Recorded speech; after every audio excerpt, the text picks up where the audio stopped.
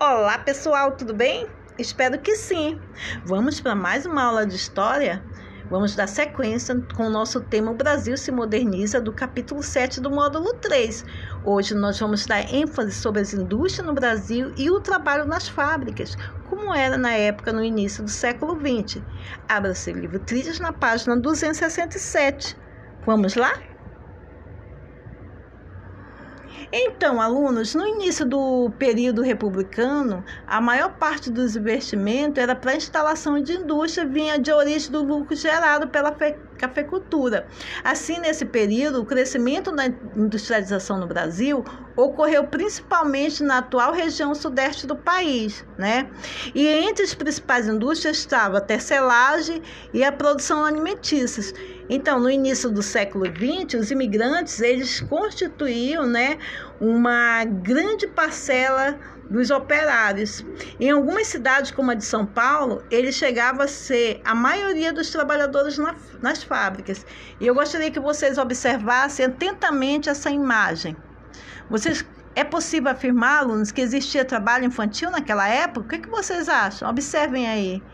Isso mesmo, sim, é possível, pois a fotografia, alunos, mostra alguns operários frente à fábrica e entre os operários, né, os funcionários, vocês observaram?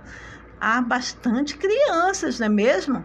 Naquela época, alunos, ainda não existiam leis que proibissem o trabalho infantil, nem leis também que assegurassem alguns dos direitos básicos das crianças e adolescentes, como de ir na escola, né? As crianças, elas trabalhavam nas fábricas, elas tinham a mesma carga horária que os adultos, porém, com um salário menor. Já pensou? Quer dizer, tinham o mesmo trabalho e recebiam menos.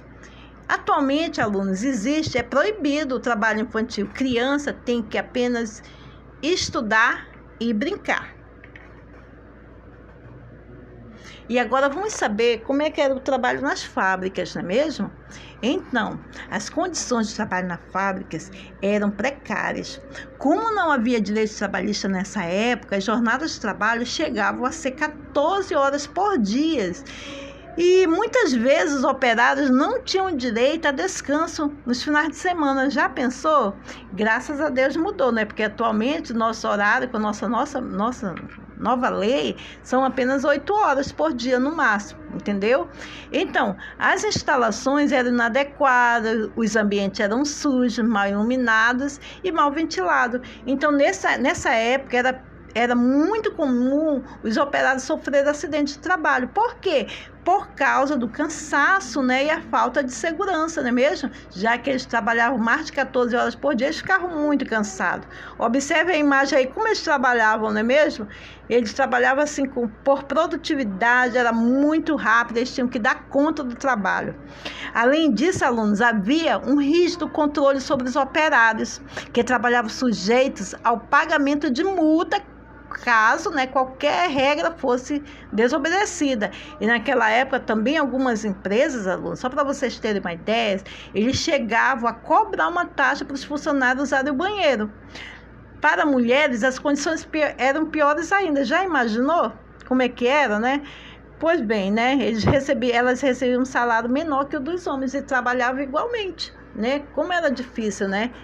Então, como vocês podem ver, né, alunos, no início do século XX, não existiam as leis que defendiam a classe operária. Foi preciso, alunos, muita união dos trabalhadores no contexto de reivindicação por direitos.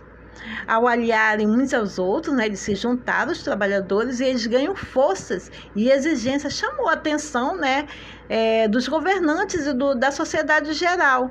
Então, aumentando as chances dessas pessoas alcançarem seus objetivos. E aí, alunos, nós terminamos mais uma aula, tá bom? Muito obrigado pela sua atenção, espero que tenham entendido e até a próxima aula. Tchau, tchau!